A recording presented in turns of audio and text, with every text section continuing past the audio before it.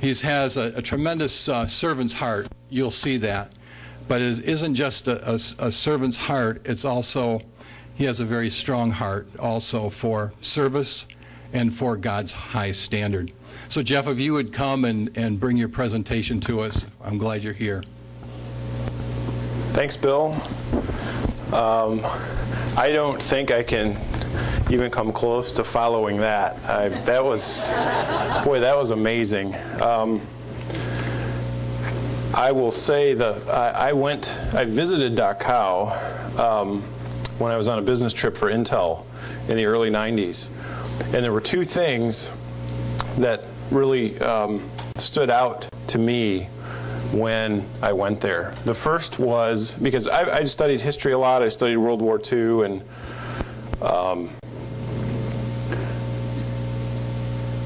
when I went there, you basically take a bus to get there.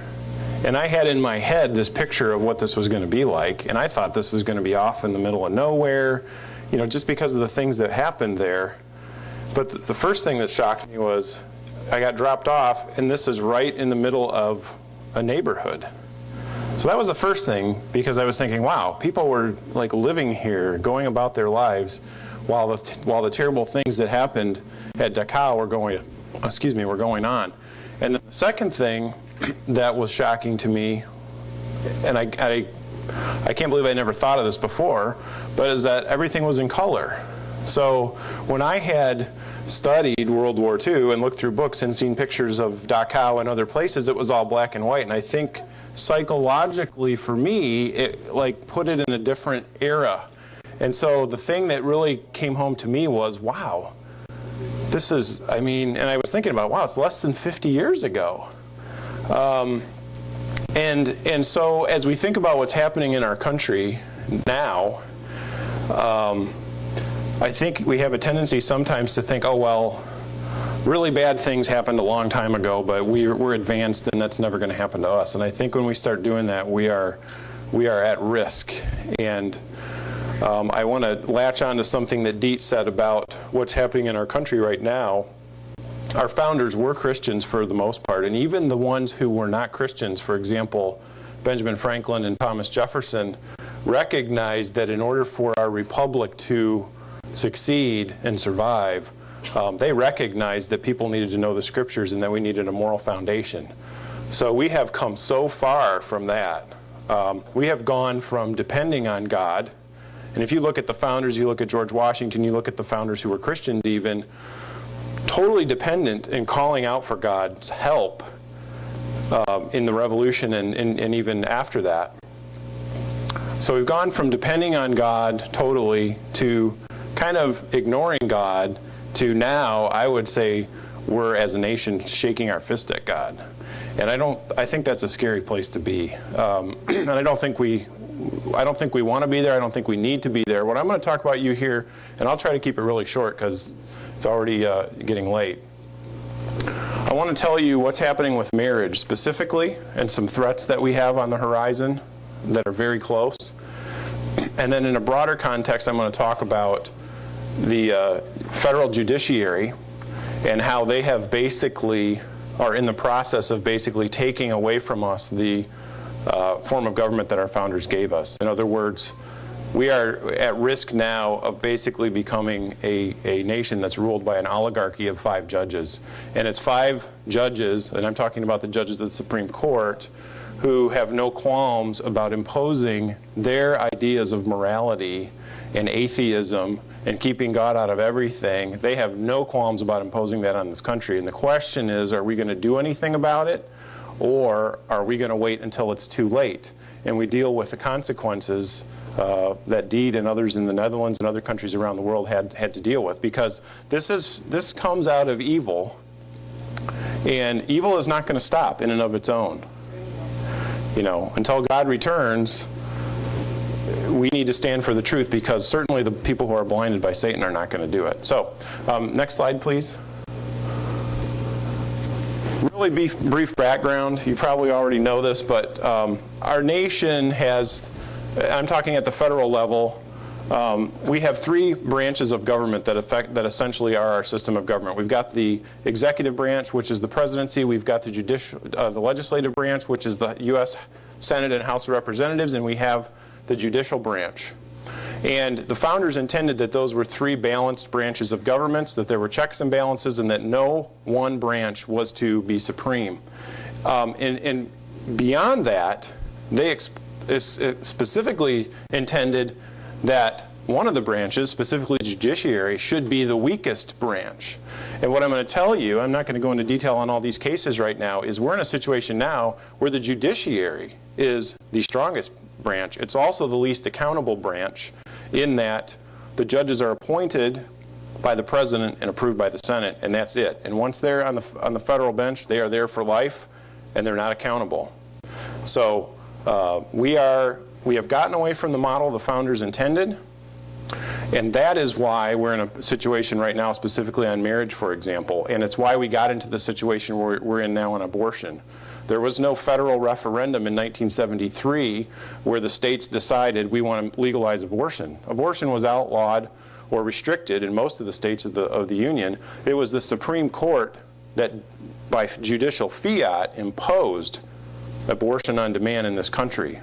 We're in a situation now where I believe the federal judiciary is going to impose same-sex marriage on this country. And aside from the obvious consequences of that, just sheer evil being elevated and supposedly blessed by our country, there are secondary consequences that are almost as bad. For example, children in public schools, if that happens, will have to be taught in our public schools that same-sex marriages are just as good as traditional marriage. And that's going to have tremendous negative consequences. So I'll get into a little bit of detail. Go ahead and go to the next slide. So at a high level, I'm going to talk about the courts because that's where the threat is. That's where our liberty is being taken away right now. That's where these things are going to be imposed on us.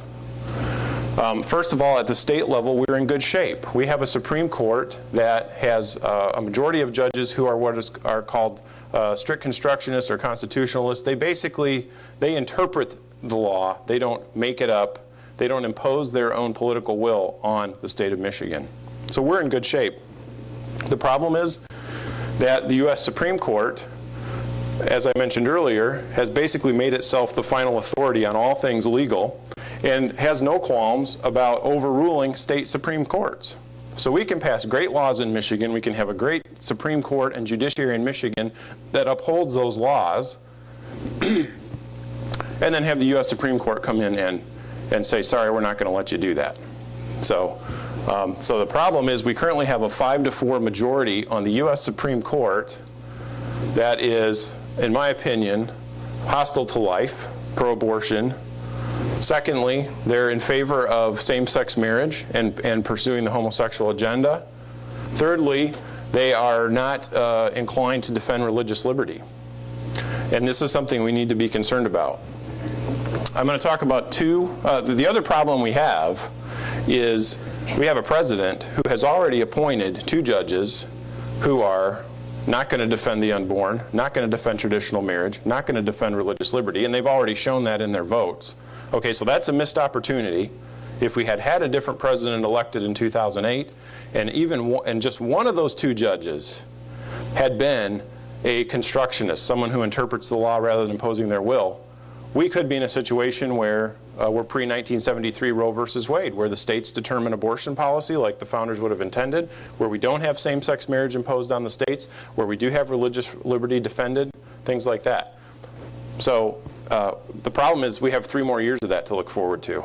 So if there's another vacancy on the Supreme Court, I would encourage you to pray that somehow we get somebody on that bench that is a constitutionalist, that's going to interpret the law and not impose their own will. I'm going to talk briefly about 2 decisions.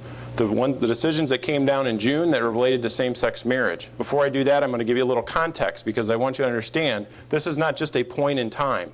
Something really bad just didn't happen in June. This is something that has been in the works for years for the liberals on the federal judiciary. They're just going right down according to plan. So next slide, please. Go ahead and hit it again. Okay, so first of all, let me set a context for you. In 1986, there was a court case called Bowers versus Hardwick, where some homosexuals challenged Georgia's anti-sodomy statute. Georgia outlawed sodomy, like many other states, and there were criminal sanctions for engaging in homosexual sodomy. And it had been that way since the founding of the Republic. They challenged it, and it went all the way to the U.S. Supreme Court, and they basically said, the people who were challenging the law said, it is unconstitutional for my state to make a law that's based on morality and to prohibit me from engaging in same-sex sodomy.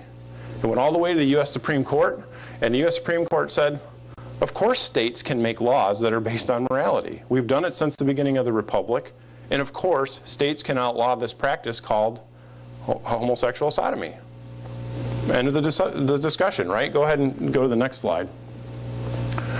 For context, remember in 1987, Ronald Reagan appointed Robert Bork to the Supreme Court, but the Democrats and the liberals savaged him and he didn't make it. The second choice after Bork was savaged was someone named Anthony Kennedy. He was approved, and you'll see in some of these decisions that he is now the person who is writing for the majority on these decisions that are anti-constitutional, in my opinion, that are promoting same-sex marriage, et cetera, et cetera. So just remember this, small things can make a big, seemingly small things at certain points in time can have a huge impact down the road. If we had won that battle in 1987 and had Bork on the court, chances are abortion would be back to the states now and could be outlawed if you were in a state that would outlaw it. We wouldn't have to be worrying about this whole same-sex marriage issue. Because homosexual sodomy, if you can outlaw homosexual sodomy, you certainly don't have to allow people to marry who are engaged in it. So, next slide. So, 1996, 10 years after Bowers versus Hardwick, there was a case called Romer versus Evans. The people of Colorado passed a constitutional amendment that said no special privileges or legal treatment for homosexuals. And the reason they did this was a couple of the liberal college towns, Boulder and Denver, were passing special laws that said, oh, if you do this bad act, like if you assault someone or you commit battery, and that person happens to be homosexual, you're going to get enhanced penalties. And the people of Colorado said, no. If you batter someone or you assault someone, we have criminal laws for that, and you're going to pay a penalty for that regardless of who you do it to, right? We don't need, we're not going to have special protections for just because people say they're homosexual. So the opponents of that ballot initiative in Colorado sued, saying that law was unconstitutional. It went all the way to the Supreme Court, and the Supreme Court said to the people of Colorado, you can't pass that constitutional amendment. It violates our Constitution. They said there's no rational basis for the law, and it's hateful, and it's based on animus. So therefore, you can't pass the law. Now, even if it were hateful and based on animus, that's not a constitutional standard. The constitutional standard is, what does the Constitution say the states can do? Does this law violate or something that's prohibited for the states to do? No. Then then the state can do it. So this was a first little overreach in terms of the federal judiciary reaching in and overturning a state constitutional amendment. And keep in mind, Anthony Kennedy wrote the majority opinion in that. It was a 6-3 decision. Go ahead and go to the next slide. In 2003, Lawrence versus Texas, some homosexual activists did the same thing they had done in 1986, where they challenged the Texas anti-sodomy law. And they said, this law is unconstitutional, violates my constitutional rights. Well, it should have had the same answer as in Bowers, right? Of course you can outlaw this. It's been outlawed from the beginning of the Republic. How can it be unconstitutional in 2003 to do something that was perfectly constitutional in 1986 and for the 200 years preceding it? Well, guess what? The Supreme Court said it's unconstitutional for the state to prohibit same-sex sodomy. Just the opposite of what they had said in 1986. Note that the majority opinion was written by Anthony Kennedy, 6-3. There was some language in those opinions where Justice Scalia, one of the ways, if you don't want to read through a whole Supreme Court opinion, and you want to kind of find out what's going on, sometimes people to read the dissent, because they will point out what the argument is and then point out its flaws in it. Justice Scalia is very good at doing that. Justice Scalia was in the dissent. In other words, he did not support the Supreme Court's decision in Romer versus Evans. He did not support it in Lawrence versus Texas. He said, of course the states can pass these laws. Are you kidding? In the Lawrence versus Texas decision, the majority, Anthony Kennedy, said, but don't worry, we're not going to, this doesn't deal with marriage or anything like that. All we're saying is states can't prohibit this activity. We're not saying that states have to allow homosexuals to marry and that sort of thing. Justice Scalia in that opinion said, don't believe it. Do not believe it. I'll read you a couple quotes in a minute. I'm just going to read all the quotes together after I'm done with this so you can kind of hear the context. But Justice Scalia in 2003 said, don't believe it. They're going to impose same-sex marriage. It's just a matter of time. I'm paraphrasing. Go ahead, next slide. Yeah, there you go. 2010, we had the repeal of Don't Ask, Don't Tell. So this is now where the federal government requires the admission of or allowing homosexuals to stay in the military. And of course, there's been a lot of fallout on that, specifically with Christian pastors in the military being able to openly say what the Bible says on certain things. And then in 2013, in June, we had the two decisions, Windsor and Hollingsworth. There were 5-4 decisions. And these are the decisions that I think you need to be worried about, worried about, and thinking about what do we need to do to try to get this genie back in the bottle. Go ahead and hit the next slide, next one. You can go ahead and hit it until it builds down to the bottom on this one. Okay, that's good. Hollingsworth. This was California's Defense of Marriage Act. Prior to 2008, California said marriage in California is only one man and one woman. California said that, right? So, hey, that's, I guess they weren't totally nuts. But anyway, some homosexual activists sued, and that was a statute. In other words, it wasn't the California Constitution that said it, it was a law. And laws fall beneath, in terms of authority, the Constitution. So what they said is, what the homosexual activists said is, this law in California that defines marriage as one man and one woman violates the California Constitution, so therefore it's illegal. And the California Supreme Court said, yep, you're right. So they threw the law out. So what did the people of California do? They give up? No. They passed a constitutional amendment that says, in California, marriage is one man and one woman. This is California again. 2008.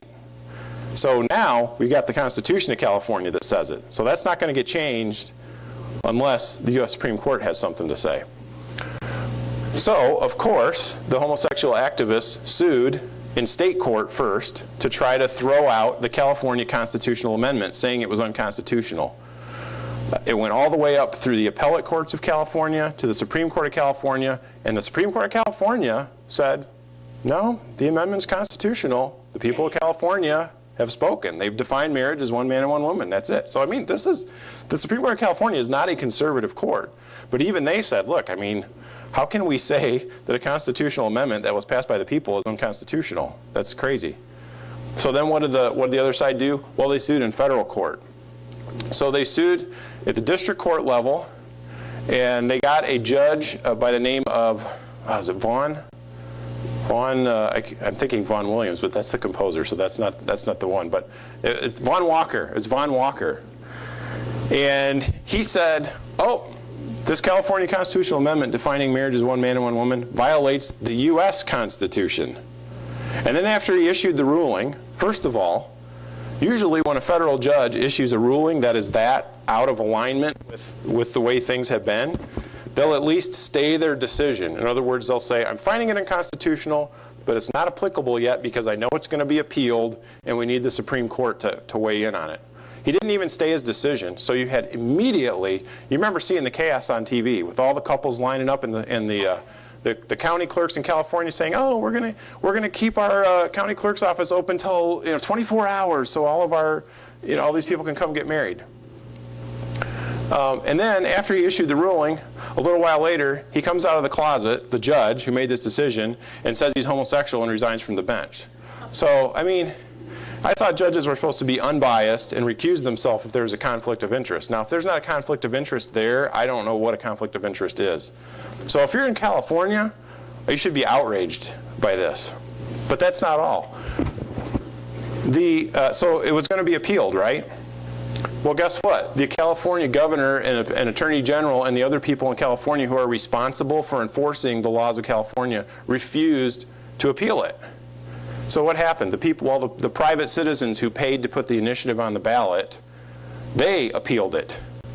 They appealed it to the Ninth Circuit Court of Appeals, and if you don't know about the Ninth Circuit, it's the most overturned circuit in the country, and for good reason. So of course the Ninth Circuit said, well, yeah, that judge, there was no conflict of interest there, and yes, this violates the U.S. Constitution. So that wasn't a surprise. So it goes up to the U.S. Supreme Court into this case, and what the U.S. Supreme Court said in June is, oh, well, guess what? People who paid for this ballot initiative and fought hard to get it passed, you don't have standing to defend this law. Since the governor wouldn't defend it and the attorney general didn't defend it, there's no one to defend it, so I guess you lose, people of California. So that's what happened in June. The U.S. Supreme Court, I mean, ask yourself this question. You work for years to get a constitutional amendment in Michigan passed, okay? Even your own state Supreme Court says it's constitutional. The governor and the attorney general refuse to defend it. It goes to the Supreme Court, and the Supreme Court says, sorry, I guess this is a law that can't be defended, and so you lose. I mean, this is lawlessness. This is lawlessness, and the people of California should be outraged. I mean, what are you supposed to do? They did everything right. So that was the one decision.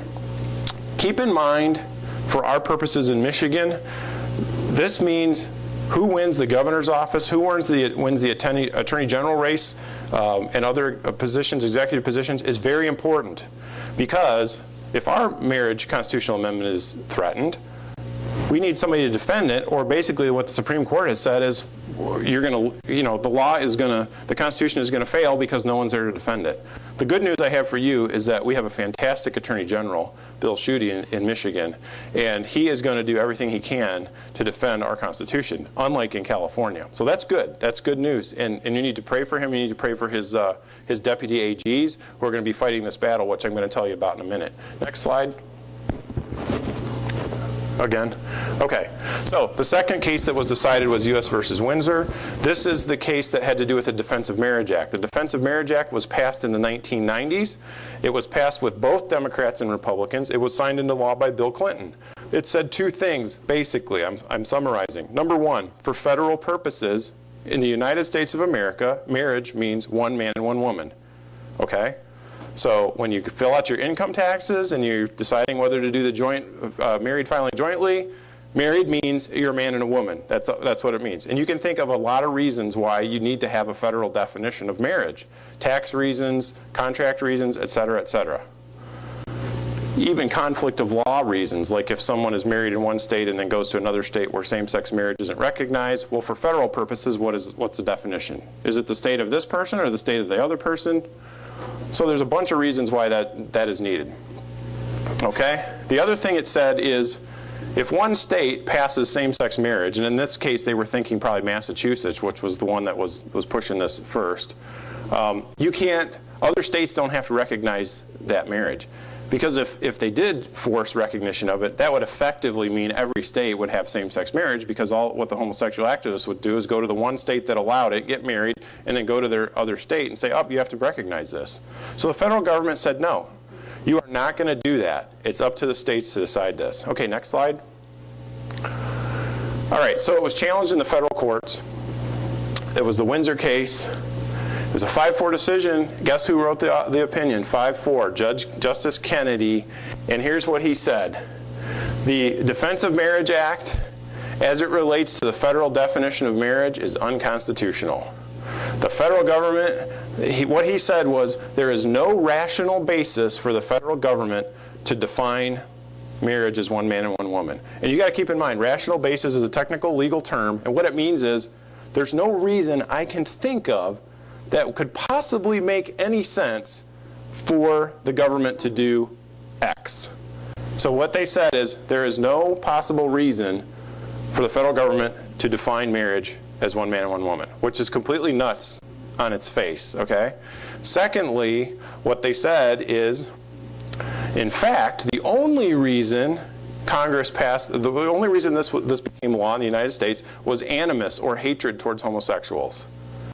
Now, remind yourself that this was voted for by Democrats as well as Republicans, and is signed into law by Bill Clinton.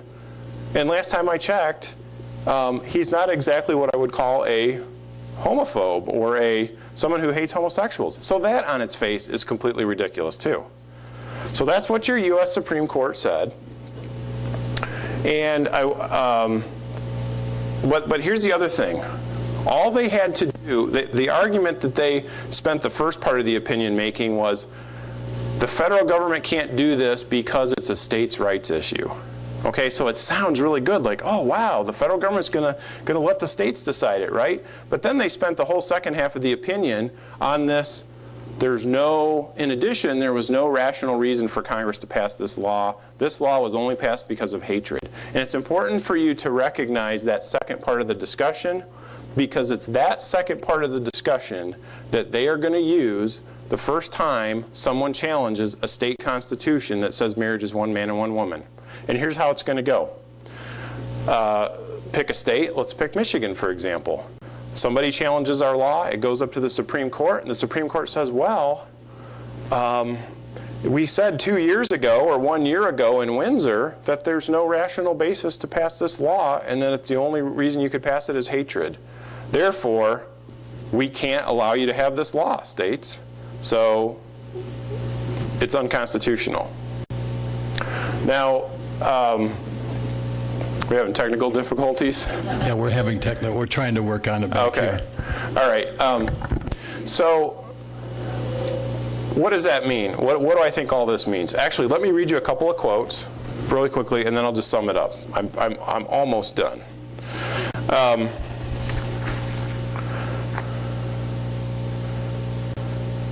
Here's what Scalia said in Romer versus Evans, just to give you a little context. That was the 1996 decision where Kennedy and his friends first said, hey, we're going to throw out a state constitutional amendment related to this issue.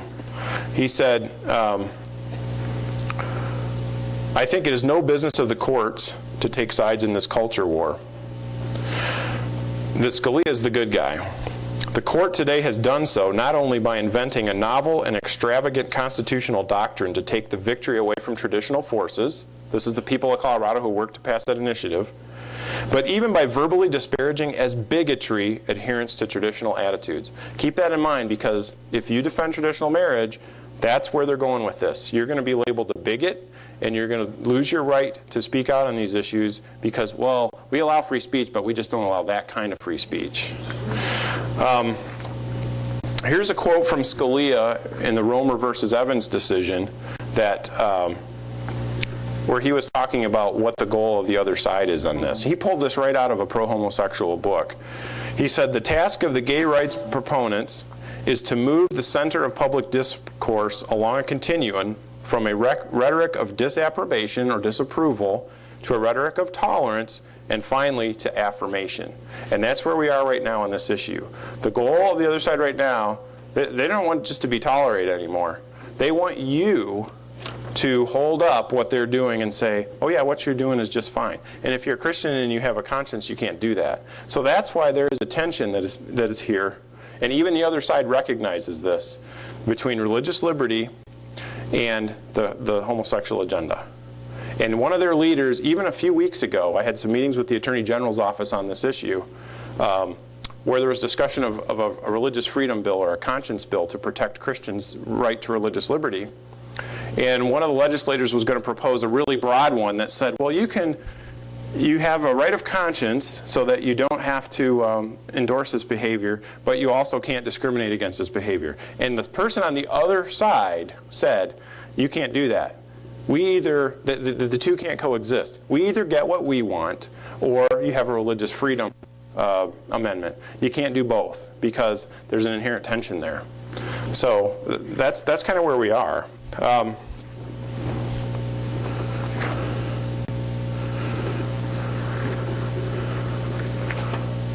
This is from the Lawrence decision in 2003. Remember I told you Scalia said, watch out. This is not just about leaving people alone to do as they please. This is going to impose same-sex marriage on the country. Here's what Scalia said in the Lawrence decision.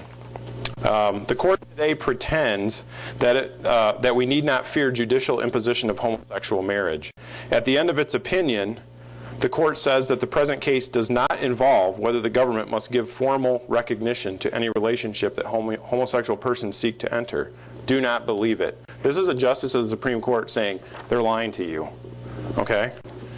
And this was in 2003, and he was right, because this is what they just did in June. Now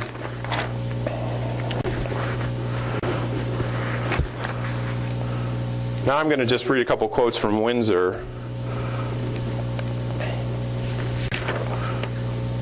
In the majority's judgment, this again is Justice Kennedy, Scalia talking about what Justice Kennedy and the majority said. In the majority's judgment, any resistance to its holding is beyond the pale of reasoned disagreement.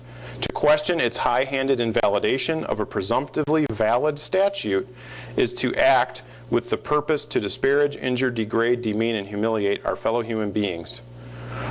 All that simply for supporting an act that did no more than codify an aspect of marriage that had been unquestioned in our society for most of its existence, indeed had been unquestioned in virtually all societies for virtually all of human history.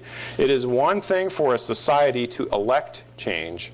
It is another for a court of law to impose change by adjudging those who oppose it hostis humani generis, enemies of the human race. This is what Scalia said in June. This is what you are going to be labeled as if you stand for traditional values, enemies of the human race. That's from a, I mean, this is from a sitting Supreme Court justice. So this isn't somebody out on a street corner, you know, throwing hyperbole out there.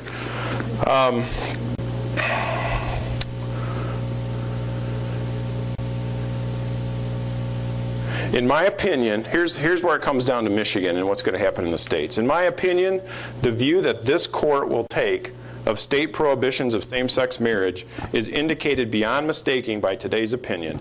As I have said, the real rationale of today's opinion, whatever disappearing trail of its legalistic argle-bargle one chooses to follow, is that DOMA is motivated by bare desire to harm couples in same-sex marriages. How easy it is, indeed how inevitable, to reach the same conclusion with regard to state laws denying same-sex couples marriage status.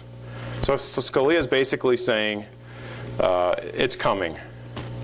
In sum, the court, which finds it so horrific that Congress irrationally and hatefully robbed same-sex couples of personhood and dignity when they passed the DOMA amendment, will of a certitude be similarly appalled by a state legislature's irrational and hateful failure to acknowledge that personhood and dignity in the first place. As far as this court is concerned, no one should be fooled. It is just a matter of listening and waiting for the other shoe. Okay? So, where are we now? Good. That's perfect. Unless we change our Supreme Court, I think the Defense of Marriage Act is going to be tossed very soon, probably 2 to 3 years by the time the case gets to the Supreme Court. That means we will have same-sex marriage imposed on all 50 states by the U.S. Supreme Court in a very short time. You can see that some states are already working on amendments to get rid of their constitutional amendments defining marriage as God defined it. But I think Michigan is going to probably fall sooner. That's because there's a federal judge in the Eastern District of Michigan who had a case last year involving 2 lesbians who were trying to cross-adopt each other's children to try to create a marriage, even though it's unconstitutional in Michigan. He encouraged them to amend their complaint to challenge Michigan's constitutional amendment. Then he delayed his decision until the Windsor decision in June, and now he has oral argument set for October 1st. I'll read a couple of quotes from him, and you can make your own judgment, how you think he's going to rule. Friedman, this is the judge, has been telegraphing his profound skepticism about Michigan's gay marriage ban. This is some more commentary. 3 months ago, in an extraordinary hearing held at Wayne State University, Friedman reportedly challenged 2 lawyers from State Attorney General Bill Schuete's office to explain what rational government purpose was served by treating same-sex couples differently. When the lawyers responded that Michigan's law had a legitimate interest in promoting responsible procreation, for example, Friedman seemed more amused than persuaded, noting that many opposite-sex couples marry with no intention of conceiving or adopting children. And then this is a quote from Friedman It says Friedman writes that the plaintiffs, this is the two lesbians, will use the Supreme Court's ruling to support their claims. And he says, why shouldn't they? The Supreme Court has just invalidated a federal statute on equal protection grounds because it placed same-sex couples in an unstable position of being in a second-tier marriage. This is exactly the type of harm plaintiffs seek to remedy in this case. So I will let you come to your own conclusion about what you think he's going to do.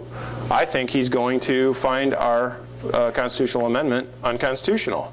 And after talking to the Attorney General's office and some other folks, it's very possible that Michigan will be the first state up to the Supreme Court. So it could be our state constitutional amendment that is used by the Supreme Court to invalidate traditional marriage for the entire 50 states. Not to invalidate, but to impose same-sex marriage on all 50 states. I think that's what's going to happen.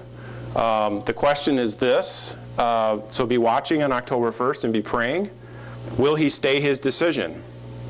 Will he rule from the bench? Will he hear oral argument on October 1st and then immediately say, okay, I've already read all the briefs.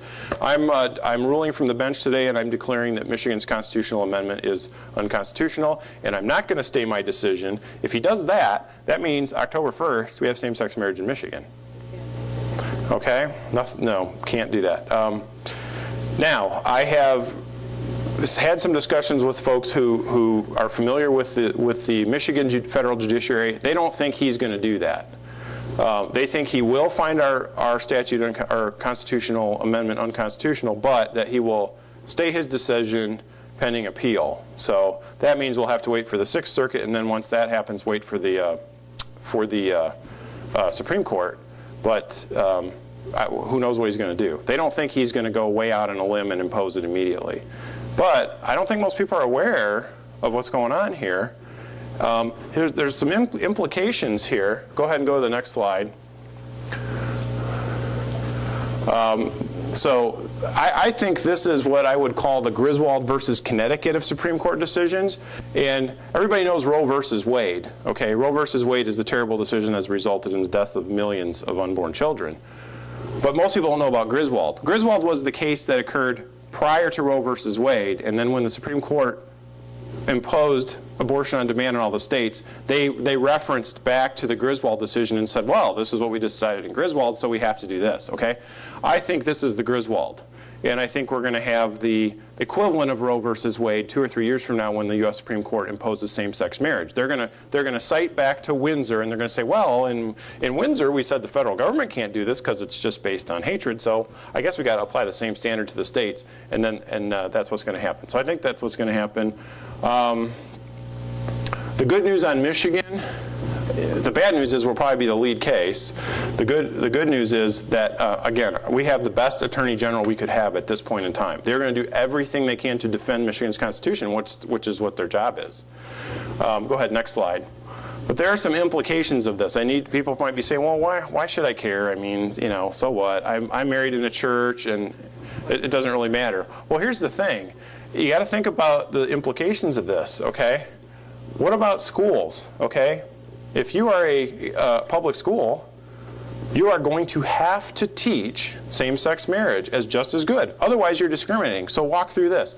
You're a school and you say, well, we're not going to teach that. We're still just going to teach that it's traditional marriage. You're going to get sued. The school district will get sued by the ACLU, and the school district will probably settle before it even goes to court. Because if the Supreme Court has decided the case this way, it's a losing case. They're not going to win.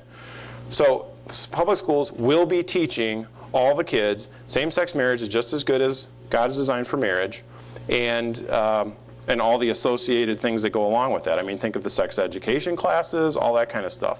Okay, what about Christian businesses? Okay, you're a Christian business.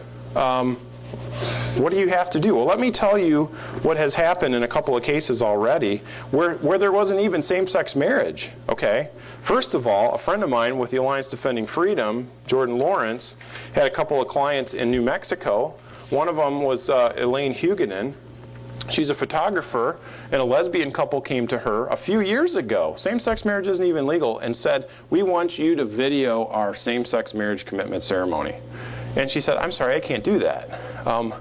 I believe marriage is a man and one woman. It's God ordained. I can't be in a position where I'm somehow endorsing a same-sex marriage. And she referred them to someone else who actually did the commitment ceremony video for less than what Elaine would have charged. So that should be great, right? Well, no. That couple sued in the New Mexico Human Rights Commission, and Elaine Huguenin lost. The Human Rights Commission said, you discriminated against her, that's illegal. You have to pay, I think it was like $8,000. And she has to videotape same-sex commitment ceremonies. I mean, this is like Russia, right? Can you imagine being a business owner and being told, no, you will do this even though it violates your conscience? So anyway, Jordan and the Alliance Defending Freedom appealed that decision. So you're over here in the Human Rights Commission. It's kind of like a kangaroo court. Then it goes over to the real court system. So the lowest state court level, they lost there. They appealed it to the appellate court. They lost there. The Huguenins, I'm talking about Elaine. This is a young married couple just trying to make a living, right, and be consistent with their faith. Goes to the New Mexico Supreme Court, and about a month ago, August 23rd, August 22nd, New Mexico Supreme Court issued its ruling and said, nope, you discriminated, so you got to pay the fine, and you can't discriminate anymore. And let me read you this language. Just think about this, okay? This is what one of the concurring judges who wrote that opinion. This is the Supreme Court of New Mexico, the highest court of one of the 50 states. He said, the Huguenins are compelled by law to compromise the very religious beliefs that inspire their lives. Really? Wow. You are compelled by law to compromise your religious beliefs. I mean, what kind of nonsense is that? Okay? He says, though the rule of law requires it, the result is sobering. It will no doubt leave a tangible mark on the Huguenins and others of similar views. Really? You think? I mean, I'm a Christian business owner trying to live out my faith in my business, and the highest court of my state says, you either do this or you close your business. You will videotape something that you find morally objectionable, or you'll be fined and you'll have to close your business. Here's another quote from this judge. The Huguenins are free to think, to say, to believe as they wish. They may pray to God of their choice and follow those commandments in their personal lives wherever they lead. The Constitution protects the Huguenins in that respect and much more. But there is a price, one that we all have to pay somewhere in our civic life. I mean, can you believe that? This is only a little over a month and a half ago. So, another case in Oregon, another business, a Christian bakery, or I shouldn't say Christian, it's owned by Christians, and they were asked to do a cake to honor a same-sex commitment ceremony, and they refused to do it on religious grounds. I believe they said they'd be happy to bake a cake for them individually, but they're not going to do one that somehow glorifies this evil. And so what happened was the homosexual activists basically shut their business down. They protested, they contacted the suppliers and customers of the bakery and forced them to stop doing business with this business, so now the business is gone. They lost their business. And to make matters worse, the Oregon Bureau of Labor and Industries announced last month that they had launched a formal discrimination investigation against the Christian family. So this is the human rights. This will be the same thing like with the Huguenins in New Mexico. We've got this agency now, we're going to investigate. But you don't have to worry too much because this is what the agency says. Everybody's entitled to their own beliefs, but that doesn't mean that folks have the right to discriminate. The goal is to rehabilitate for those who violate the law. We want them to learn from that experience and have a good, successful business in Oregon. Re-education? I mean, really, that sounds like Stalin, re-education camps and stuff, North Korea. What's going on here? I'll share one more thing with you. There's another cake story, by the way, in Colorado that's going the same way. So this isn't just one or two states. This is coming. There's a law that was passed in California that forbids licensed professionals from engaging in so-called reparative therapy. This is therapy where someone comes to you, they're homosexual, and you work with them to basically escape from that lifestyle. And people have done this, okay? So they passed that law in California saying if you're a licensed professional, you can't do it. So some licensed professionals were in court over this law, and as part of their testimony, they actually brought witnesses who had gone through their reparative therapy and were successfully repaired, I guess, for lack of a better word. Yeah, and But that wasn't good enough for the court, even though, okay, so we do this thing, it works, but there's this law that says we can't do it. Help us out here, Judge. I mean, it was a free country, right? Well, no. Guess what? The California court said, sorry, it's illegal. But there is an exception for lay counselors. So I guess if you're not licensed psychologist, psychiatrist, or whatever, then you can do that. But if you're a licensed professional, I don't know what the sanctions are. I imagine you would lose your license and maybe pay some fines. So this is all in the last, I mean, this happened in the last 2 months in California. Oregon is in the last couple of months, I think, and New Mexico's in the last couple of months. So I tell you that because you wonder, well, is it really that big a deal? Again, there's this tension, okay? Your religious liberty, your right to live your faith consistently with what you believe, and this, you will approve of what I do, and you will say so, or we will shut your business down. Now, I think about this, okay? Businesses are going to be on the front end of this because they're not an explicitly religious organization, but once they take care of the businesses, then they're going to come after the parachurch organizations, okay? Like camps and ministries that try to reach out to people, and because of that, they're a little more open, but if you got the wrong message and you're in one of those ministries, they're going to come after you using the same arguments. Hey, this is discrimination. Now imagine, again, this is all in a context with no same-sex marriage. So what do you think is going to happen when the federal government imposes same-sex marriage in all 50 states? Are you going to be able to operate a business that's explicitly Christian and stick to your beliefs? I don't know. Other things to think about. Professionals being required, this just happened in Arizona where they were going to try to force us as attorneys to sign on to something that say, we will take on gay, lesbian, transgender, etc. clients, period. No religious exemption or whatever. 77 of us attorneys opposed that motion in the Supreme Court, and the Arizona Supreme Court just ruled within the last 3 weeks, I think, that no, we're not gonna change the rules of practice and require people to violate their conscience. So that's good, but I mean, what happens in California? What happens in some of these other states? And how long is it? What happens when there's same-sex marriage imposed too? Because then you've got a federal, so-called constitutional right. So anyway. The only good news I guess I have out of all this is one more. You saw that last decision was 5-4. A lot of these are 5-4 decisions. One more Supreme Court judge, and this could all go back the other way. But if it doesn't go back the other way, I think we need to be thinking about how we're going to handle this and how we're going to respond. And I hope if the pastors of the churches you're going to are talking about this and getting people educated so that when we have this, we got an election coming up, in 2014, I think we're going to be picking an attorney general in Michigan, lieutenant governor in Michigan. You've got state representatives, you've got we got a U.S. senator that's going to be up, right? Our 2 U.S. senators in Michigan are terrible. Absolutely terrible on this issue. Yeah, exactly. Well, there are children here, so. But anyway, I mean, we have got to get Christians educated enough that they number one, go and vote. I don't think it's optional. We have a stewardship obligation. I mean, what are you going to say to God when you stand before Him? And that vote I gave you, where you just actually have to go, like take 10 minutes and actually vote. Some countries they actually have to go. Fight for what they're believing in. We have the luxury of just having to go vote. So we need to be voting. We need to be voting intelligently. Okay? We can't have this deal where we're prioritizing in an improper way economic issues ahead of core moral issues. I mean, I think Hitler did, they loved him for the Autobahns and all this other stuff and helping out with the economy. But I mean, think about the price. I mean, they got that all wrong. They got it backwards. We'll suffer a little bit and take less income, maybe be less successful economically, but if that's what we have to do to defend, God's created beings. So go ahead and go to the next slide. I think that might be it.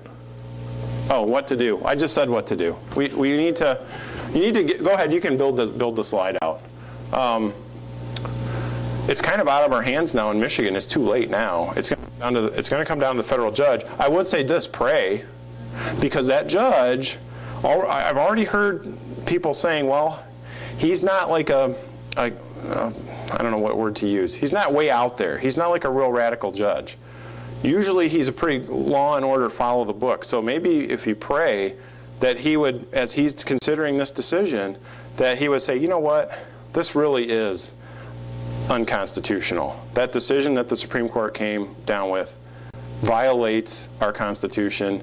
I'm not gonna be the one to legalize same-sex marriage for the whole country, you know.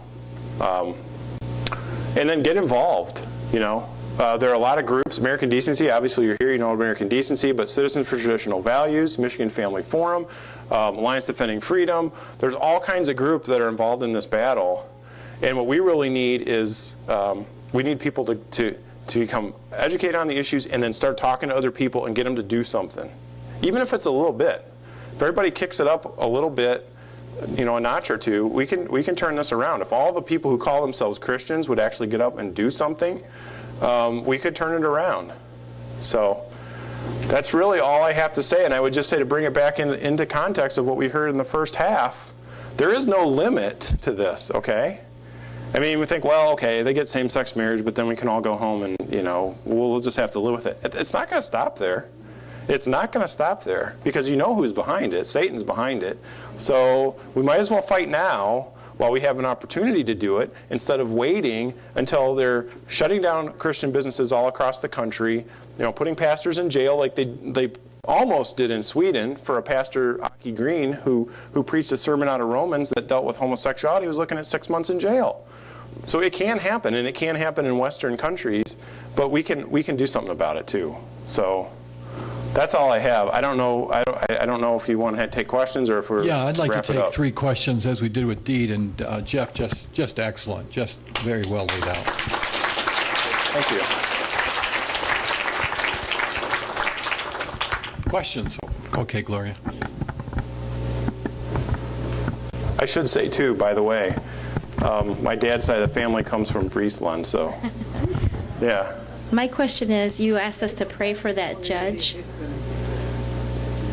Go ahead, sorry. What's that judge's name, so that we can In actually... Detroit, it's Friedman, Okay, Judge Friedman. That's Yep. his name, make sure that we know. Okay. Absolutely. October 1st. I mean, it's going to be happening. I don't think he'll rule on October 1st. I think it'll probably be, 6 weeks or so before he issues his ruling. I've heard that there's a very small percentage of the people even vote for judges. They go vote for some of the offices. Very few people vote for the judges. It takes just a few people. Yes, that is true. Judicial elections are some of the poorest voted elections.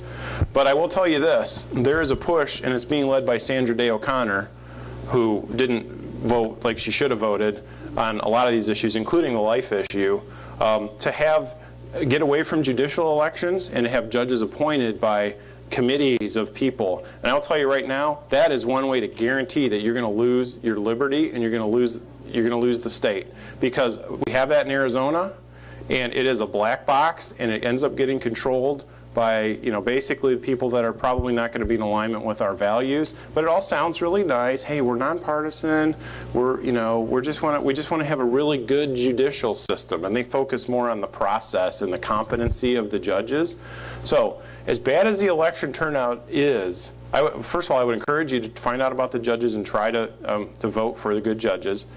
But whatever you do, don't fall for yeah, you're right. We need to have a committee do this because nobody votes anyway. That will be the worst way we could go. And I will tell you that groups like Michigan Family Forum, they do a voter's guide every election. They are trying to figure out how to do the judges thing. The problem is it's a lot of data gathering. And how do you do that, and how do you do it in a nonpartisan way? So they don't have that figured out yet. They want to do it, but right now we just have to deal with it as it is. So. Jeff, I'm going to ask a question, and somebody still hasn't a chance to ask a question, but other than myself. But tell us a little bit about yourself and your family, would you? I mean, we don't really. I know that you've got a family, and you've been raised in Grand Rapids, I think, and you're in Michigan. I don't know how many months. And what's that all about? You're here and you're there, and we're just glad you're here right now. Well, I have a wife and 2 children, a 7-year-old and a 5-year-old.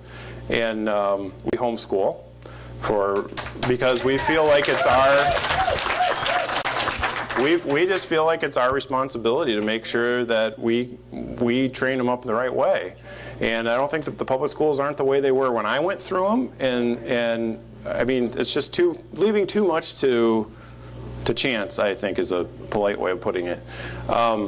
We do split our time between Arizona and Michigan. That wasn't our intent originally, but I work for a law firm in Mesa, Arizona, where I'm blessed to be able to, I'm of counsel, which means I can kind of take cases on or not take cases on as I have time. And what I try to do is do that about half time to pay the bills, and then spend the rest of my time helping with the homeschooling and helping out nonprofit groups that are fighting for these things. So, for example, I help out the Alliance. I was on staff with the Alliance Defending Freedom for a number of years, and now I'm a volunteer attorney for them. So I'll help them out on different projects. I'll do speaking engagements for them.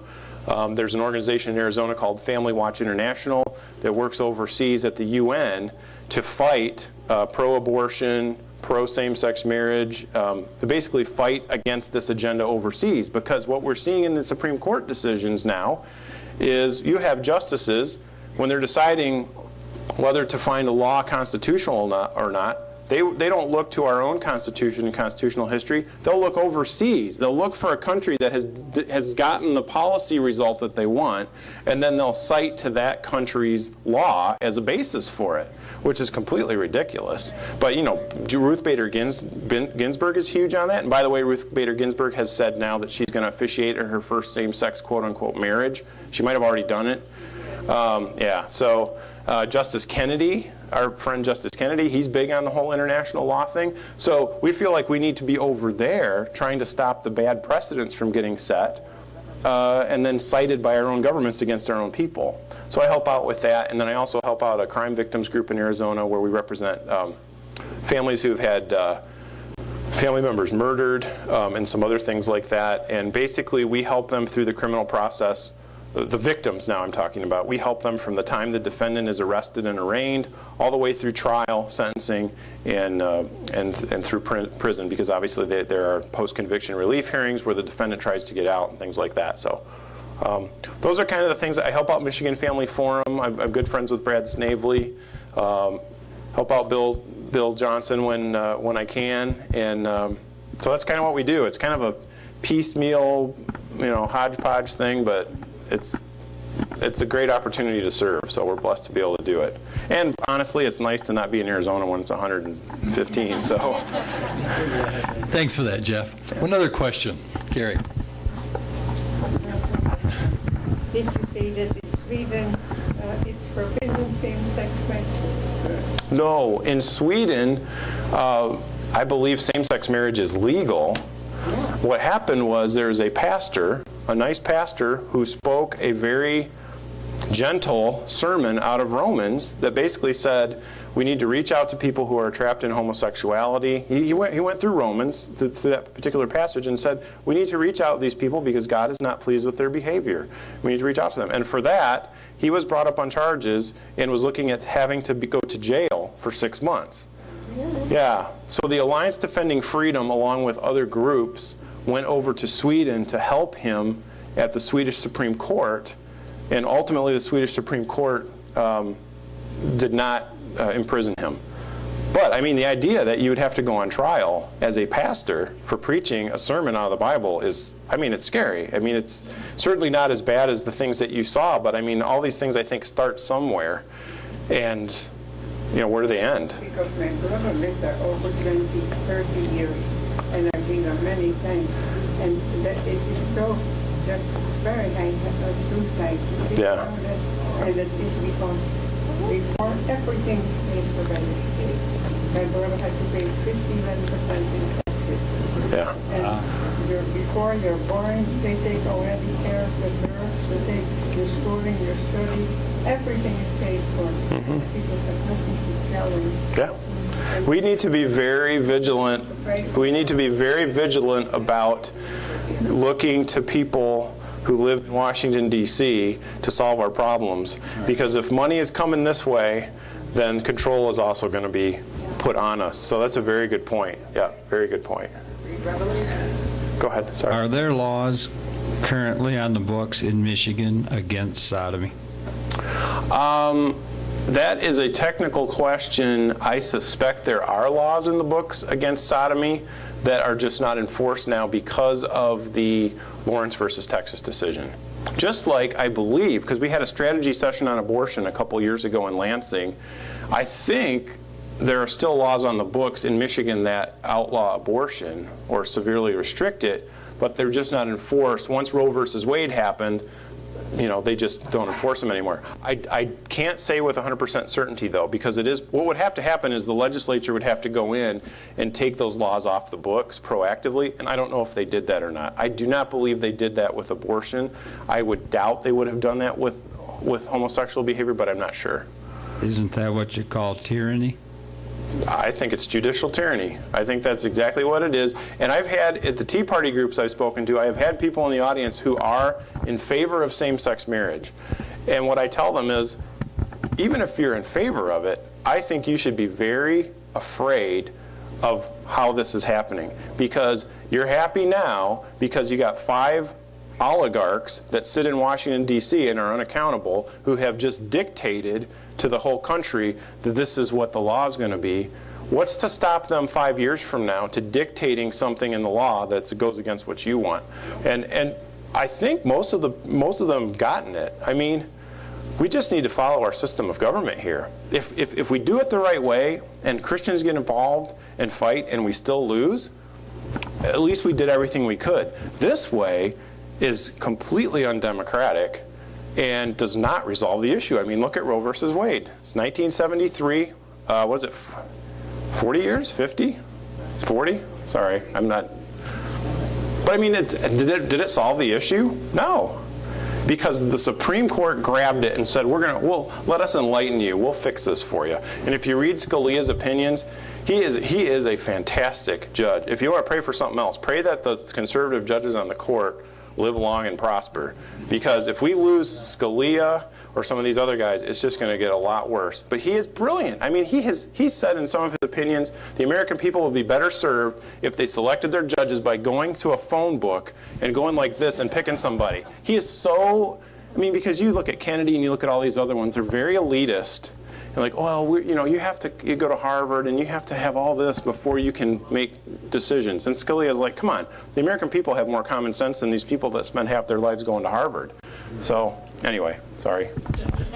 The only way, well, first of all, this isn't about salvation, right? Okay, this is about living out your faith and having the freedom to do it and having an impact on people around you and using common sense that when you see something coming, being wise and understanding we need to fight this now before we wait and see what happened in Nazi Germany or what happened in Russia or all these other countries.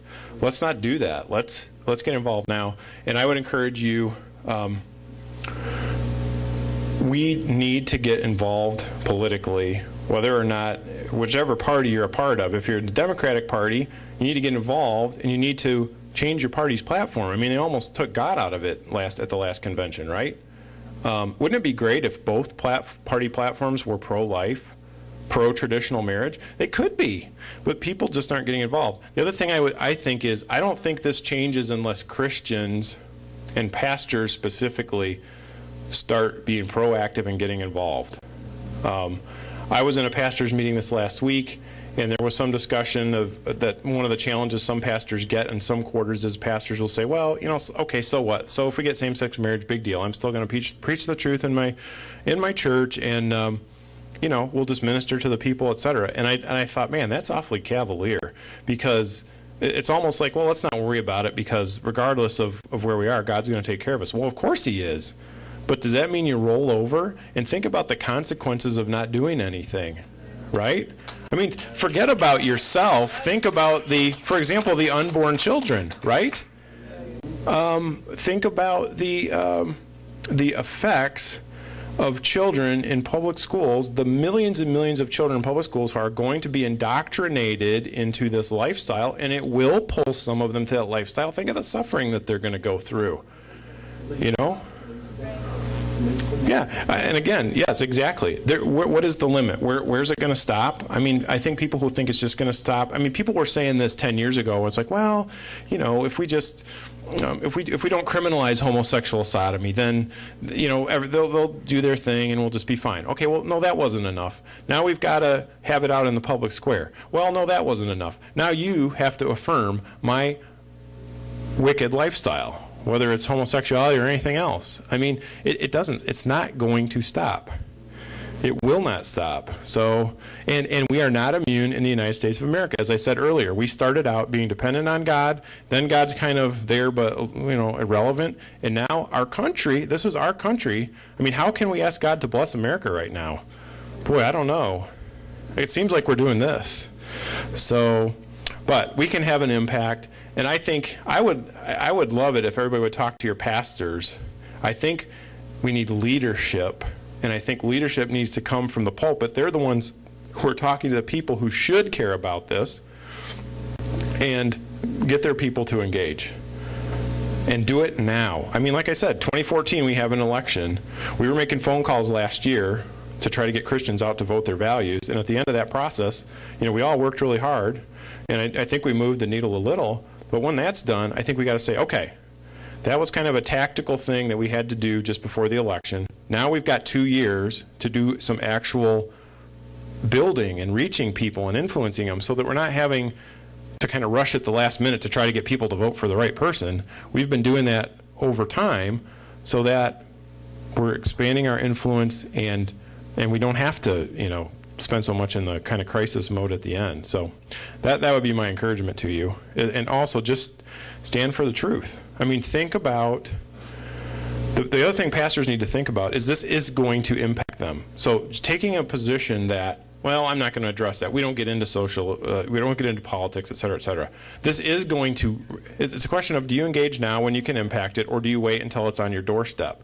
Because look at the Huguenons. I mean, this is not they didn't go to New Mexico and set up a business so they could spend 4 or 5 years in court only to have the New Mexico Supreme Court say, shut your business down and pay $8,000 or agree that you're going to do this. They didn't ask for that. There's going to be people in the churches. The pastors are going to have to be prepared to coach their parishioners. And if the pastors aren't going to stand firm from the pulpit, I don't see how the people that are looking to them for leadership are going to do it. So. Yeah, the comment about churches performing homosexual marriages. I mean, I guess the precursor to this is make sure you're going to a church that preaches the truth. Okay, this is black and white. There's no gray here. And these churches that are performing same-sex weddings, in my opinion, they're not churches. Well, if they're churches, they're not churches of God. And I think we need to be calling it out. We need pastors who are willing to confront these people and say, no, you are not a minister of the gospel of Christ. But that'll be the effect, too, is that these pastors will be forced into same-sex marriage. Yeah. So, well, you've been very understanding and for sitting through this legal lecture, and I appreciate it. I appreciate you taking the interest. And I would just encourage you to talk to some people about it. Talk to some people. There's going to be events coming up, whether it's through Bill's group or, we're going to try to get Jordan Lawrence to come to Western Michigan in the next month. Jordan is my friend who represented the Huguenons. I've asked him to come. I think we're going to do it with Michigan Family Forum, but it'll be a broad invitation.